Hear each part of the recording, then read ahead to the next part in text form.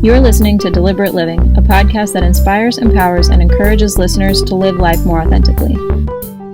My name is Holly Priestley, and I'm a full-time nomad who has been living in my 1997 Ford van for more than a year. I travel the United States with my dog, learning how to live with more authenticity. I explore different ways people choose to ditch the prescribed life we've all been sold and live on their terms, finding freedom and happiness however they choose. Hello, and welcome to another episode of the Deliberate Living podcast. I'm your host, Holly Priestley, and this is another solo episode in which I talk about a topic that I think is incredibly important. And again, this will probably get additional renditions later on down the road when I have guests come and join me to talk about the same subject.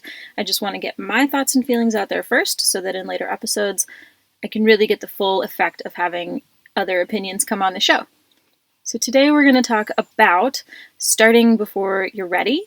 I don't care if you're trying to start a business or start a family or move into a van or reach financial independence and retire early, also known as FIRE.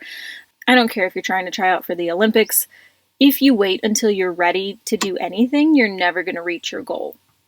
So in my experience moving into the van, it started a few years previously. I moved into my final apartment in September of 2017 after a series of unfortunate events turned finding a living space into a small emergency. Earlier that spring, April, May, I had broken up with my long-term partner, and it was his house we were living in, so I had to be the one to move. And I moved in with a girlfriend that I had known for a few years, and we were very close and very excited to live together. And after only 6 weeks of living together, she basically kicked me out so that her new boyfriend could move in. So, decision-making skills, maybe not super excellent for either of us at that point in time.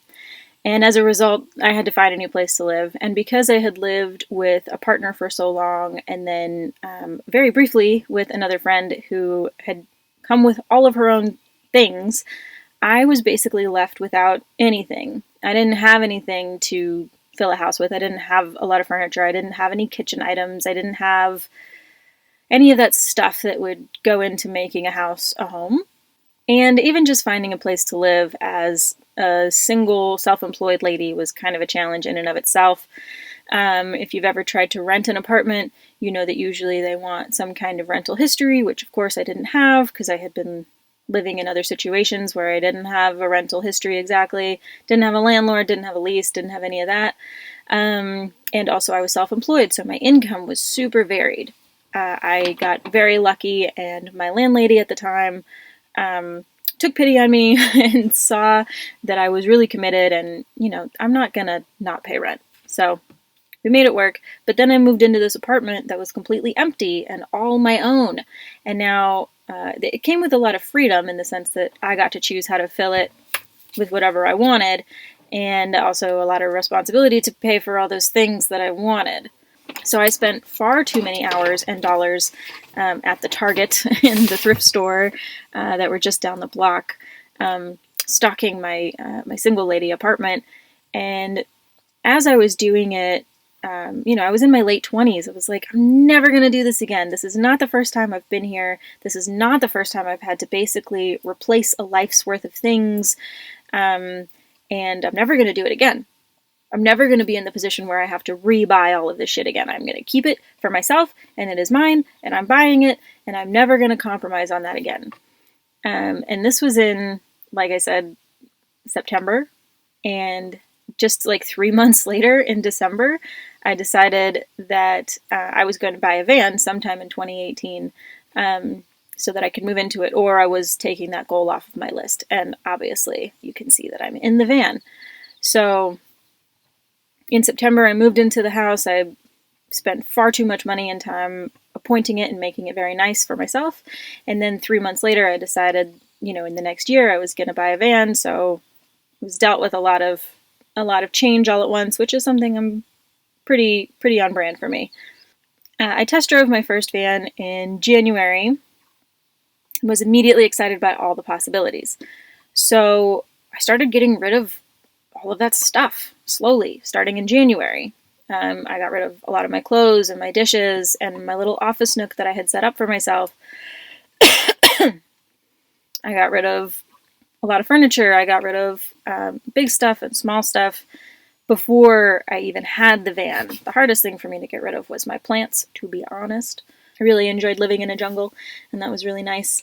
I used platforms like Craigslist and Facebook Marketplace and other online avenues to list some of the items for sale, and I had people contacting me all of the time about my listings, and I had people coming at all of the times of the day to take stuff away. All of these things that I had just bought and made me feel like a strong, independent woman who don't need no man and can take care of herself were now leaving my life so that I could pursue another venture that I felt incredibly strongly about. And this really wreaked a lot of havoc on my brain. Like, am I crazy? Like, was I just setting myself up for failure again? Like, was this whole van venture going to be a waste of money? Would I just end up rebuying all the stuff that I had vowed not to again?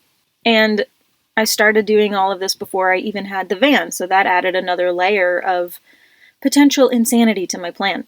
Getting rid of stuff before I even knew where I was going to go next.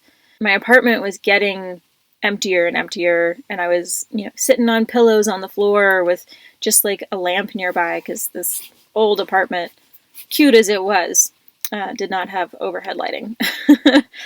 And the Great Purge of 2018, as I started to call it, was like a really big deal. It was exciting, and I was amped because I was going to be pursuing this other dream that I had had for years.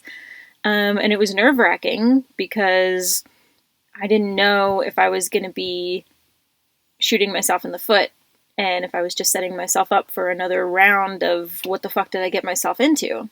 And so part of the reasoning for getting rid of all of that stuff before getting the van was so that when I finally did have the van, I could do the move-in process more smoothly, because it takes so much longer than you think it's going to take to get rid of your belongings. I knew I had to start early because you think, I'll just have like a big garage sale, like 1 or 2 weekends in a row, and then I'll get rid of everything. And that's not how it works, especially if you live in an apartment that doesn't exactly have a garage, or any space to have a garage sale. And I didn't want to just move my stuff to a storage unit or a front spare room or my parents' basement if I could sell it and then someone else could actually pay me for them to come and take it away so that I didn't have to move it after the fact. And of course I didn't get rid of absolutely everything, and so there are a few boxes in my parents' basement, and for the first few months there were, a few totes of belongings in a friend's house that has since been moved, and over the last year and a half I've been able to downsize even more, but at the beginning I downsized as much as I could and I still had too much stuff. And so when I started selling all of my things and my furniture and all that brand new to me stuff that I had just bought, I didn't make my money back in any sense of the imagination. If you think you're going to sell all of your belongings and use all that money to buy your van, it's probably not going to happen, to be honest, unless you have the most expensive furniture around or something that is otherwise relatively invaluable. You're not going to make a lot of money from selling your stuff, just so you know. And again, I started this whole purge process in January, February, March, and my lease wasn't going to end until the end of September because I had just signed it. I did negotiate to get out of the lease a little bit early so that I could save that money from paying rent that I could put potentially into the van, but I even did that before I had the van. So in case you haven't noticed, there's a little bit of a trend of doing things before.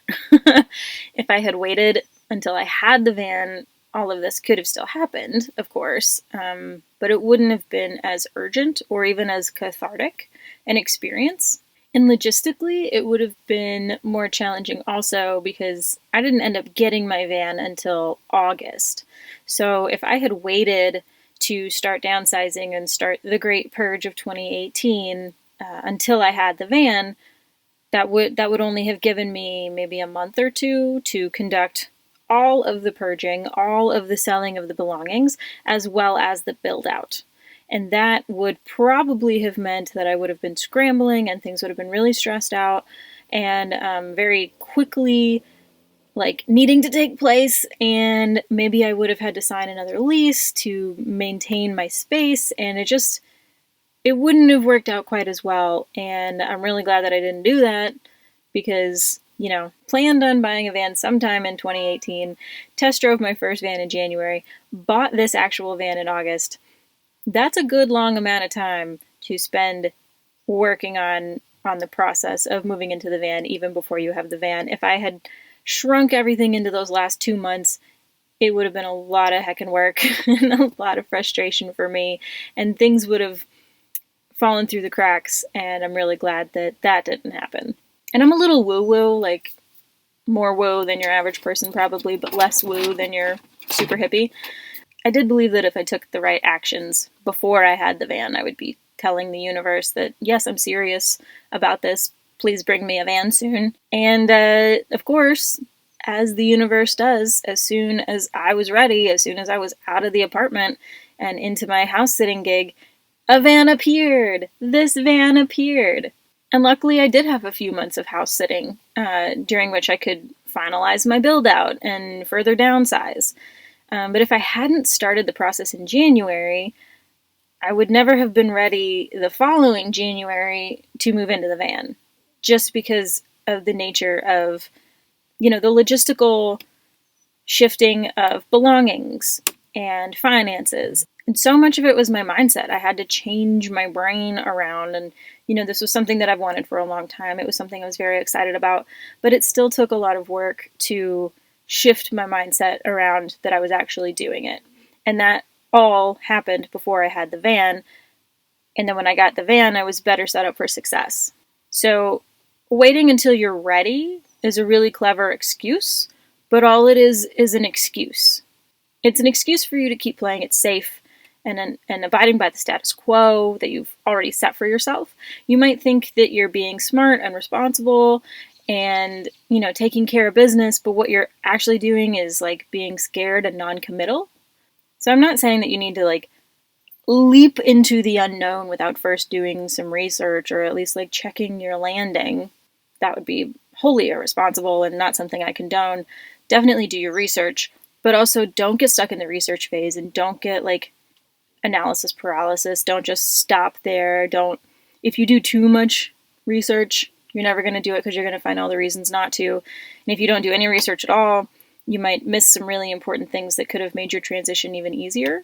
There's a point when good enough is good enough.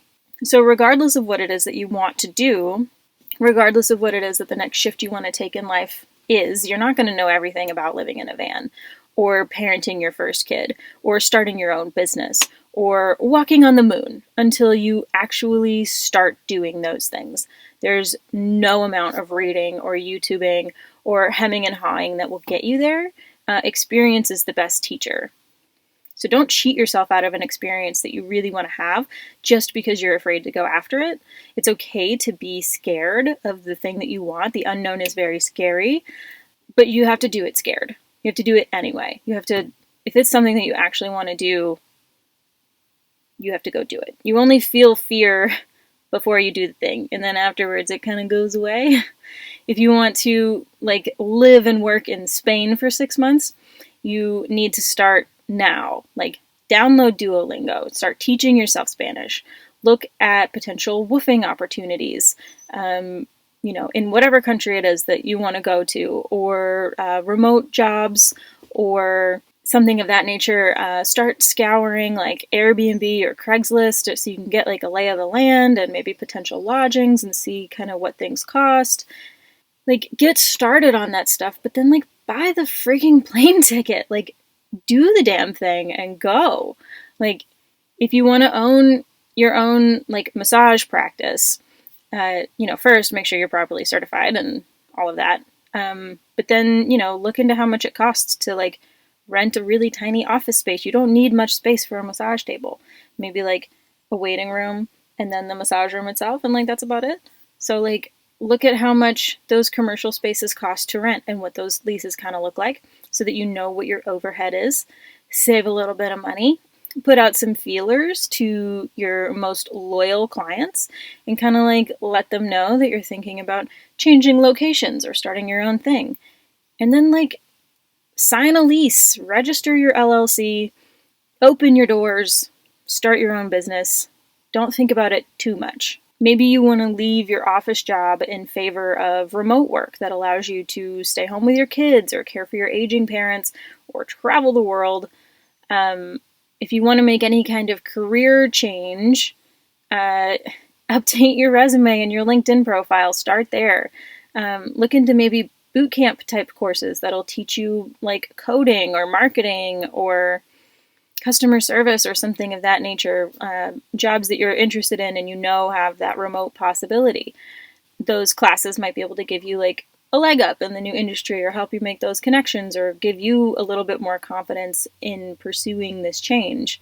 Apply for some jobs and like whether you have the job or not, depending on your situation, of course, put in your 2 weeks notice. And like leave the desk behind. Don't overthink it. Don't think, well, when I do this, then I can do that. Like that will keep you stuck forever. It doesn't matter what you want to do in life. It doesn't matter where you're coming from. It doesn't matter what your goals are or who your partner is or how much money you have in the bank or any of that. It doesn't matter. If you want something, especially something big and especially something you really, really, really, really want, and maybe just is a little bit scary, you have to start going for it before you're ready. Like, what is the worst thing that could happen? You learn something new. You have a new story to tell. When I moved into the van, people were always asking me, like, what if you move into the van and you hate it? I'm like, what if I move into the van and I hate it? Then I'm just going to move back into an apartment. They're not that hard to find, What if I move into the van and after 6 months, it's like the worst thing ever? Well, then after 6 months, I'll move into an apartment. Like, I'm not signing any kind of like lifelong commitment. This was just something I knew I wanted to do. And it turns out it worked out really well for me. I've done a ton of things in the past that I really, really wanted to do that didn't work out for me in the long term. But at least I did them. Like, I've had so many careers. I've had so many different like job opportunities. I've lived in so many different places.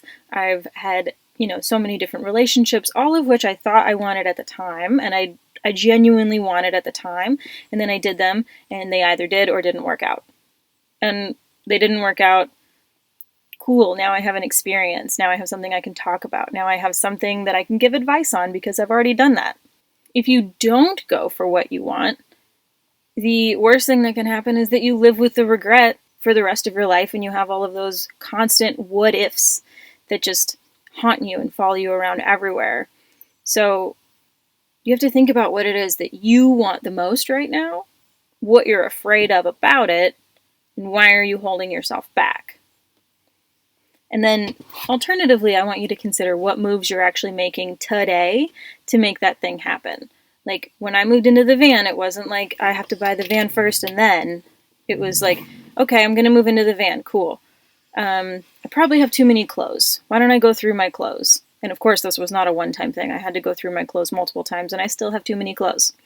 Or kitchen stuff. Like, I have a very, very tiny kitchen, and I don't need 2 pots and 2 pans. I have one of each. Like, downsizing these things helped me get rid of stuff ahead of time, and it also helped my brain shift to a new way of living. Like, all right, I only have 1 pot. So if I'm going to make a dish that needs 2 pots, I'm going to have to cook the one thing, take it out, clean it, cook the other thing. Okay, how can I make this a 1-pot deal? Like, it just starts shifting your mindset. And then when you start making those shifts, your brain, your RAS, your reticular activating system will start seeing more opportunities for that. You find the things that you focus on. So you have to start before you're ready. For woo-woo reasons to let the universe know that you're serious, and you have to start before you're ready to get yourself prepared physically for your change, and you have to start before you're ready to get yourself mentally prepared for the change that you're making. So I want you to tell me in the comments, send me a message, whatever, tell me what it is that you want most right now and what you are actually doing today and what you are committing to doing to actually make that happen and bring it into a reality. We've reached the end of this episode of Deliberate Living. You can find the show notes and everything we referenced over on my website, and be sure to subscribe wherever you listen to podcasts, on YouTube, or sign up for email updates every time something new is published. I'll see you next time on Deliberate Living, and until then, keep your life on the DL too.